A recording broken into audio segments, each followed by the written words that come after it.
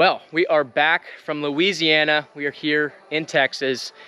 And before we get into it, I just want to give a big thank you to Ronnie for inviting me on that trip, as well as a thank you to Fred and Joe for towing the boat down from Florida.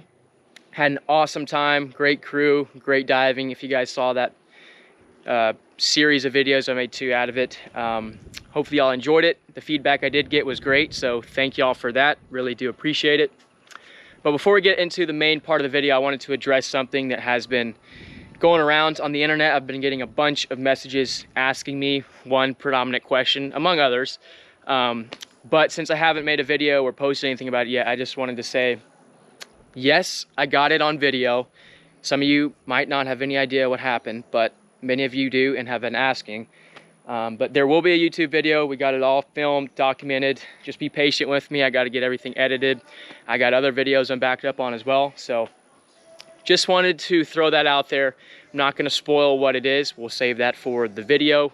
But yeah, for now, we're going to be going out offshore in the Ponga. I know it has been a little bit. Haven't done much talking about the boat. But quick rundown. I've been loving the center console. This thing is game changer for longer offshore trips. More forward weight means this bow punches through waves more. I'm a lot drier now. Overall, it makes long trips possible. Before, if you guys didn't know, I actually drove this boat tiller. And that was quite a wet ride when there was wind chop. And center console is just a lot better all around. So, yeah, been loving the boat. It's been running great. Just did a service on it. Changed the bilge pump. Had to completely put a new mount in for the fuel water separator, but I got a new one in there. And I've been loving it. Boat's been running great, especially right now with the crazy fuel prices. It is quite a bit more expensive now to run the boat, but I'm glad I have a Ponga. I will tell you that much. But yeah, quick update. Just wanted to fill you guys in on some stuff. From here on out, we'll probably be doing a lot of diving out of the Ponga. Prime time, spearfishing season is here. So what better way to kick it off than with the first red snapper trip of the summer. Now I did do a couple trips before this. Those will come after. I just wanted to get this out there and get us back into the swing of the Ponga diving. So that said, you guys stay tuned. If you enjoy today's video, make sure you hit that like button. It really helps the channel out, keeps this thing growing. And hit that subscribe button. We're gonna be doing a lot of epic adventures out of this boat, and I promise for certain that there's a video coming up that you're not gonna wanna miss. So with that said, enjoy today's video.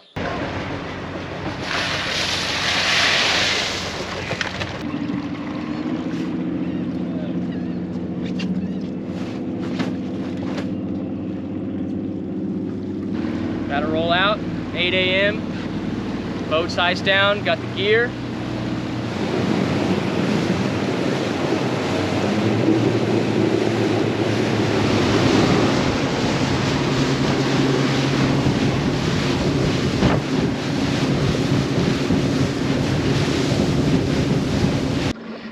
Oh baby. Water is looking phenomenal. Look at all the spade fish down there. Well, good morning. Welcome back. My name is Braden Sharon if you guys are new here. And today we are offshore in the Ponga. Got my buddy Hunter here, and check this out. We got nice clear blue water, which is awesome. Today is going to be very enjoyable to dive. But yeah, it is now red snapper season. So the goal today is to hunt for red snapper and then mangrove snapper. I myself have quite a bit of fish in my freezer, so we're really gonna be hunting for Hunter today. He said he needs to get some fish in his freezer. So that's the game plan. Just me and him today. And we are going to have a day of diving, doing some spearfishing.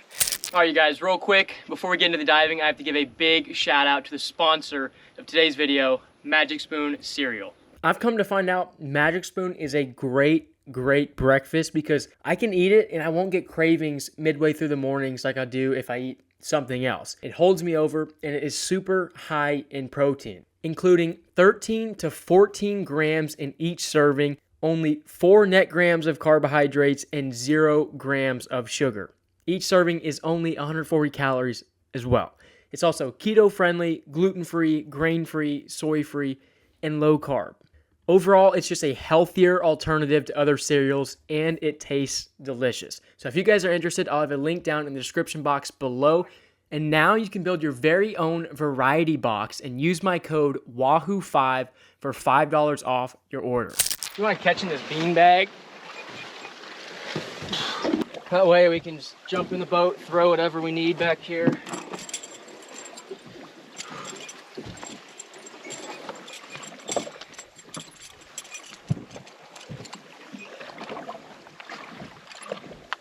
It is toasty out here. Yeah. I'll tell you that much. I was gonna say, I was like, man, it was kind of cool on the ride over. You know, that ride kind of helped. Now all the clouds are nowhere to be found around the sun. Yeah, dude. All right, we're just about ready. I'm gonna be jumping in with the Pathos. Simple 2-band setup. We're just going after red snapper mangroves. This is all I'll need. But maybe after we get some fish in the boat, I also brought a pole spear today. This is the one I used in the Bahamas. So maybe if we get in some cobia, I really want to try to stick a cobia with that. But I also brought the big double roller in the case that we come across something that I need a big gun for.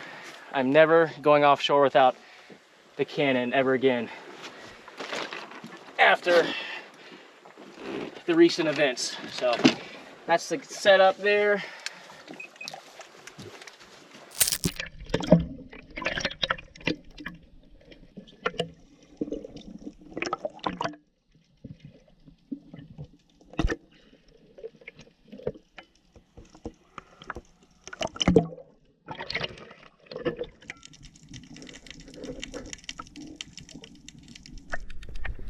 Welcome back to the offshore oil rigs. First red snapper spearfishing trip of the summer.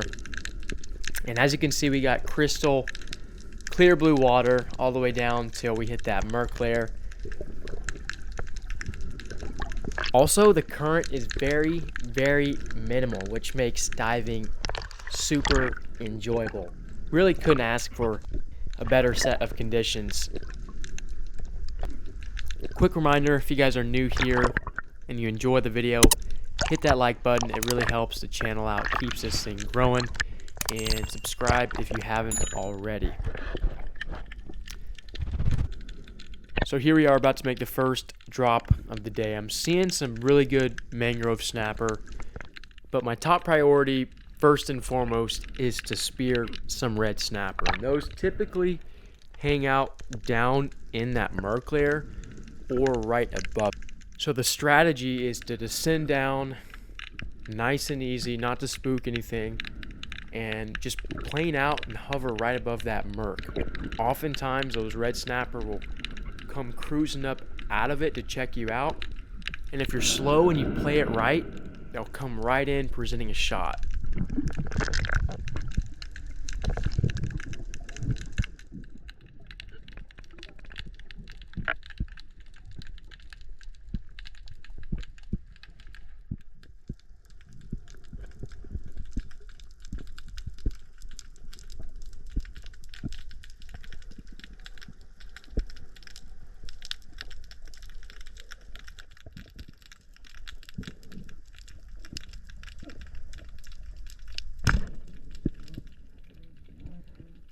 As you can see, that red snapper was sitting right above the murk. It saw me coming down, but since I wasn't pursuing the fish, being aggressive, it turned around and came in to check me out. And we are able to secure it, braining it before we even hit the surface. First red snapper of the summer, first dive of the day. And that right there is one of the most delicious fish in the Gulf of Mexico.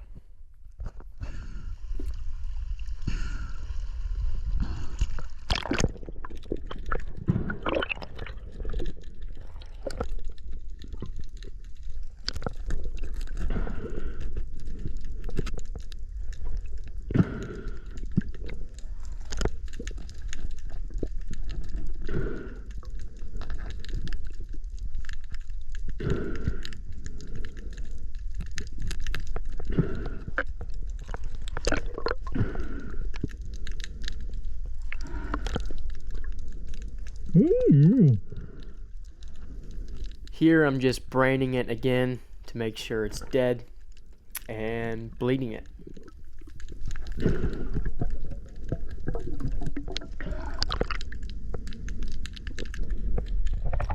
Hey, buddy. First drop.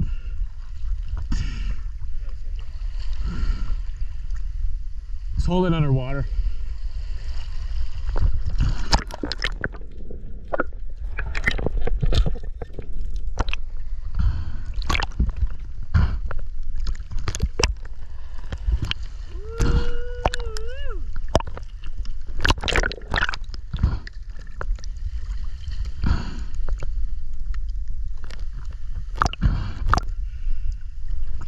First drop of the day, dude. I was going down, all I was seeing was mangroves. And I was eyeing this thing.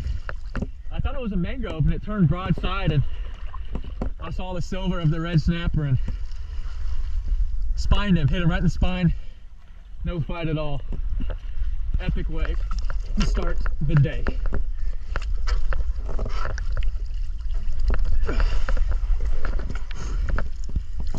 Hunter got in the boat to fix his camera, and I go down and whoop. Ooh, something big just busted up the water right there. Oh, really? Yeah. First Texas red snapper I've speared of the season.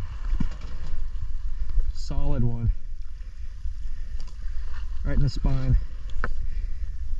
Heck yeah. One more brain for good measure. There he goes.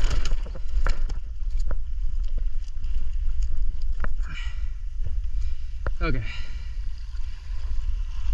Sometimes they're weird. Sometimes they're hard to brain.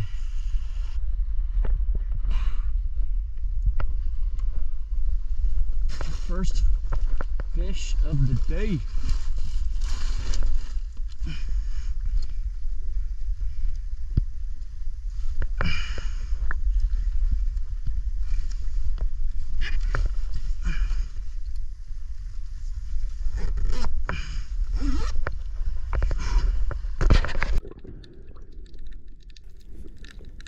So back in the water for round 2. Red snapper limit in federal water is 2 fish a person, so I got 1 more. And that's really all I want snapper wise. I got some meat in the freezer, like I said earlier. I'm really shooting for Hunter. I'm gonna keep a couple fillets, but this is for him. And once I get loaded up, I swim to the side of the rig I haven't dove yet. And I'm just going to let this one play out. I'll comment here in a second, but this is a pretty cool dive.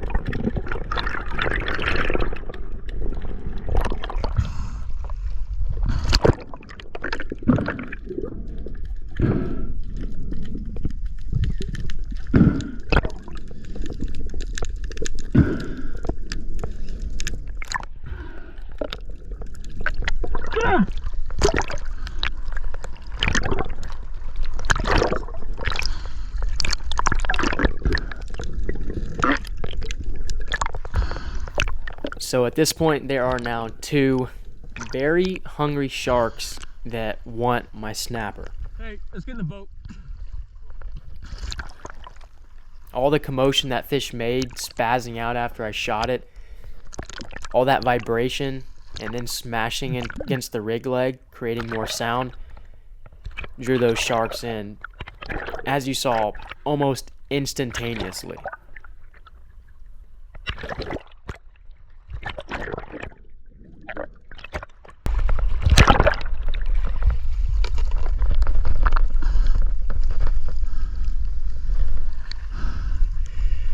I guess that's what I get for not stoning him. Oh my God, there's two. Yeah. Good. I was trying to call you. Did you see him when I was diving down? Yeah, well, I didn't even know you went down, and I didn't even hear your shot. And I looked down and I see your snapper. Yeah, we gotta stone fish or hurt them, because that was instant. I saw your snapper on Yeah. on the leg, and I was like, oh, cool. And then I saw that shark come up, so then I swam over there. He almost took it from me, dude. Well, I swam over there, and then he disappeared, and then I was right next to you. Dude, he pulled up right behind you. Oh yeah. I was trying to call you, and I swam over there to poke him off. I'm not super familiar with that gun, so I mean, I'm trying to hit him up here out of the meat, but yeah. I hit him right behind the head, didn't hurt him, and he freaking got pissed, dude. This fish went crazy. And then that shark charged up right out of that murk, dude. And then the second one pulled up. If I hadn't grabbed the line and horsed him up, this fish would have been toast. Yeah, that shark. Two sharks. Well, that one, the bigger one. Oh yeah, that bigger one was. Came up right at. He was hangry. I actually might have got him going for your. Snapper. Yeah. On camera. Dude, I don't know what was the deal with this snapper, but this fish went crazy. I guess it might be a bigger one. Slip tip also allows them to free swim. Yeah. So maybe that's also why you can see after I brained him, he's starting to turn pale. But at least we got him away from the sharks. I just limited it out in 2 dives. No more red snapper. Ridiculous. These black tips are. Feisty. They are feisty. Yeah, so I guess for future reference, try to stone the snapper or just grab that line, because I would have lost that. That happened last summer. I shot a red snapper and a shark came up out of the murk, and I lost my fish. Yeah. Yeah, man, this is a good little rig. That's a big mangrove. Oh yeah. Shoot, I'd love to shoot. You're gonna shoot a red snapper at this rig. After we get those red snapper, I'd love to shoot some of those mangroves, but Yeah. I don't want to freaking fight off a bunch of sharks for my mangrove. Well, you just gotta pick your shot, you know. Yeah. Shoot them in the head, hurt them, grab your line, pull them in. Whenever the fish is next to you, when you got it in your hands, tight against you, you're usually good. Yeah. But just don't get wrapped up and have the shark take it. So you don't want that either.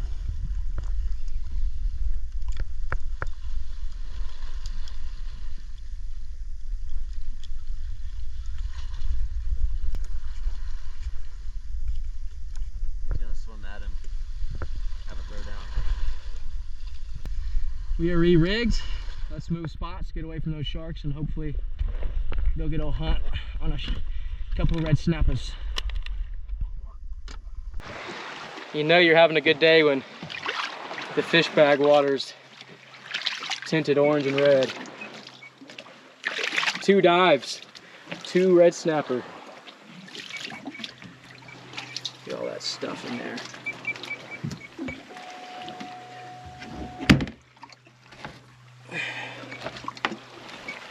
All right, what we got up here?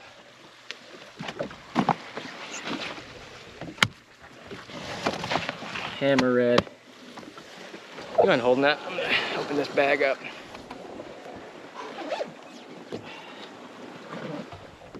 Oh yeah, nice. All over the water. Try to move the water bottles over. We can rinse them off. Here's the first red snapper.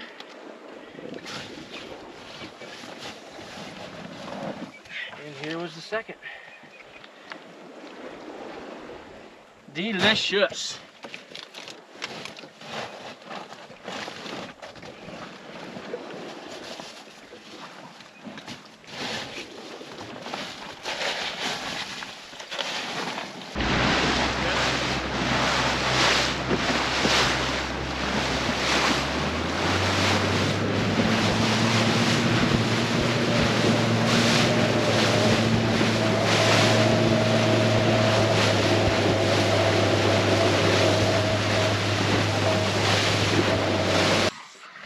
Spot number 2. I got a good feeling.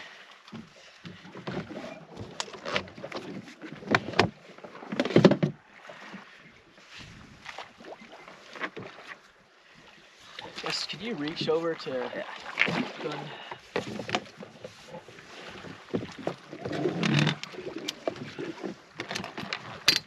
Yeah, you just toss that wherever.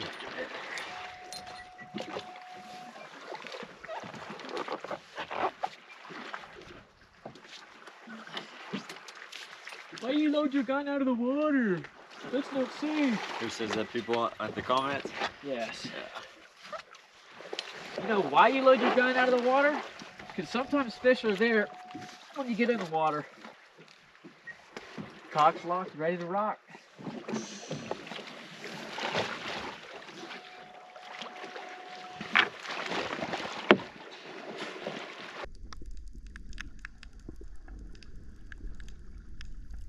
So second spot of the day. At this point, I'm not shooting any more red snapper. I have my limit. So really, I'm just making dives to see if there's any other red snapper I can point out to Hunter, and or to see if there's something else that I could shoot. But here we're at a pipe rig, so there's not a whole lot of structure, just one main beam going down. Got some jacks swirling around. And just like the last rig, that Merc layer is coming up really high. So I kind of have to hover right here above it. I checked, it does not open up underneath it. It's straight Merc to the bottom. But as you can see, there's a bunch of bait, spadefish, jack crevalle. And here I'm just looking down in that Merc, waiting to see if a red snapper will come up out of it. I've talked about this in videos previously, but if you go down and sit above the Merc, oftentimes fish will come up and check you out. There was a little school of bonita, something we don't see very often, so I was kind of starting to point at it, but they veered off. They're super fast fish, so I didn't even try to chase it.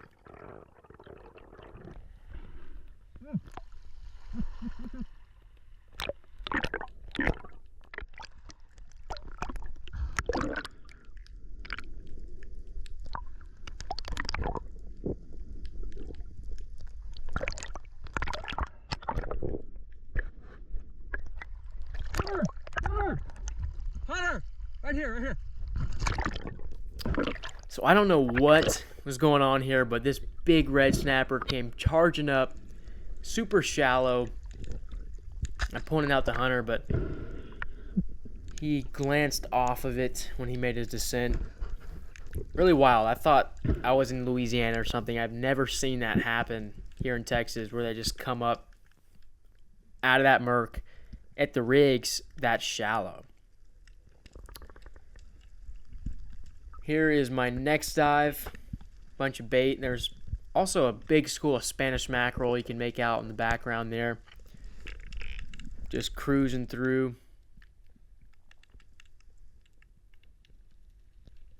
All pretty small though, so don't really pay much mind to them.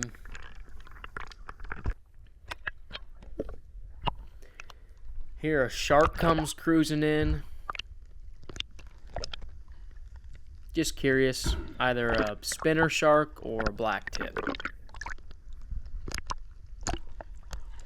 I've said it before and I continue to say it, but commotion brings in fish as well as sharks.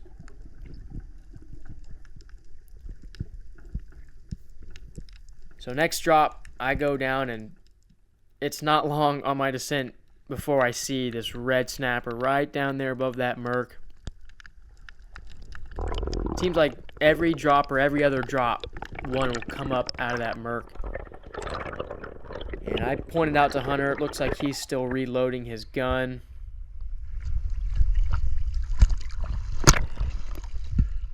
Just go down nice and easy. Real slow. There's a good red snapper. Okay. Just slow. Just relax.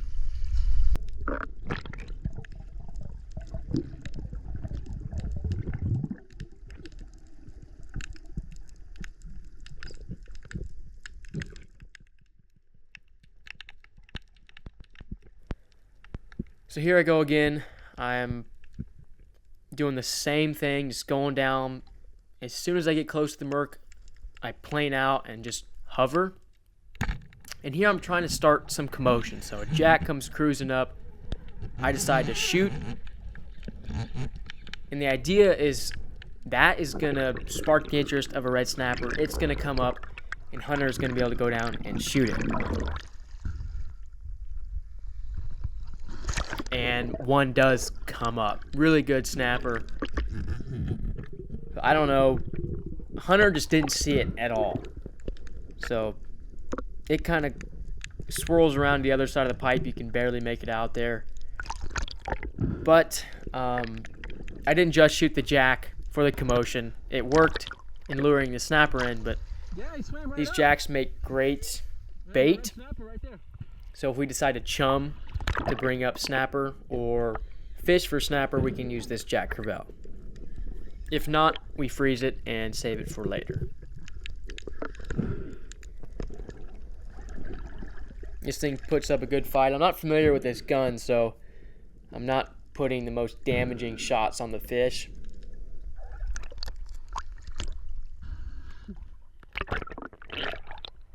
But the idea worked. The commotion brought in the snapper out of that murky layer. But it also brought in more sharks. Here you can kind of see them. There was I think there was 2 sharks. You can only see one on the camera. But whenever fish get hit and they start spazzing out, all that vibration and noise attracts the sharks as well as the fish, as I was saying. Well, I do not have the aim dialed on this new gun. We're on Pathos. It's not new, but new to me shooting it. Red snapper came up right as I hoped, but I guess Hunter didn't see it. But then right there again, another one. But then right there again, another one swam up. I guess he was still breathing up. I don't know, but they are coming up. This jack will be some great snapper bait or chum if we need to get them up high. Get ready.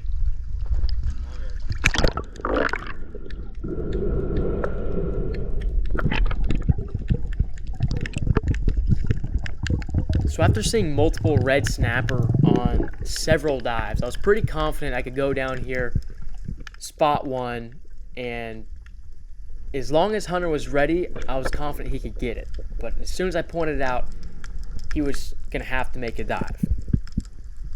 So I'm hovering once again. Here comes a snapper right above that murk.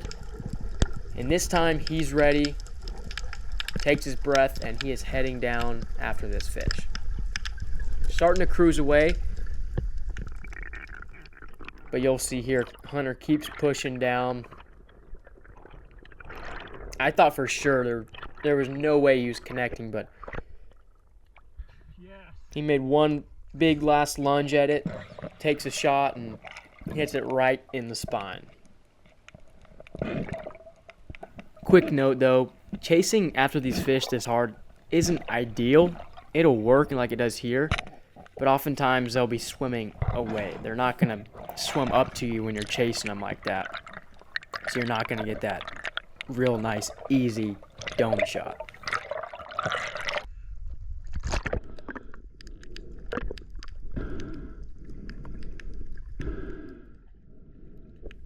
So he's on his way up here, but I see this fish dangling down here. And after that second snapper I shot, I decided I might as well go down here, get a hold of this fish to avoid any mishaps with the sharks. So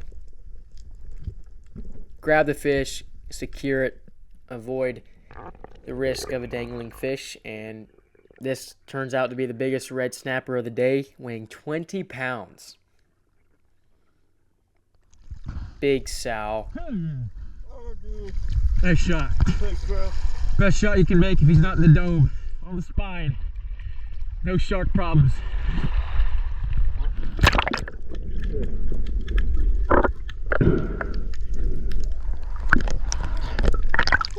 That's a toad, dude. That's sick. Biggest snapper of the day right there. Let's get him in the boat.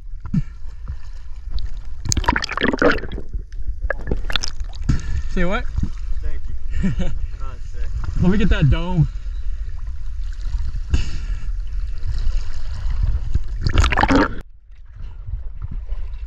Get a camera real quick for underwater.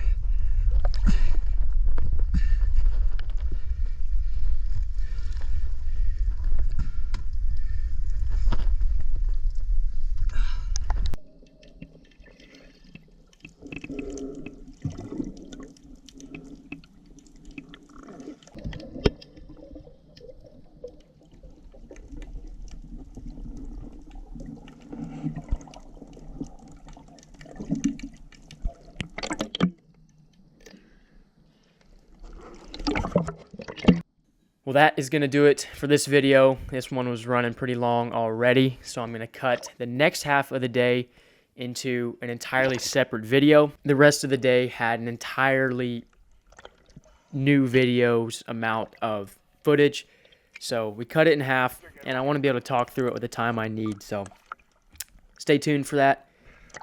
Part 2 is coming soon. Thank y'all again for watching the video, and remember, if you enjoyed it, hit that like button, hit that subscribe button, and I'll catch y'all on the next one.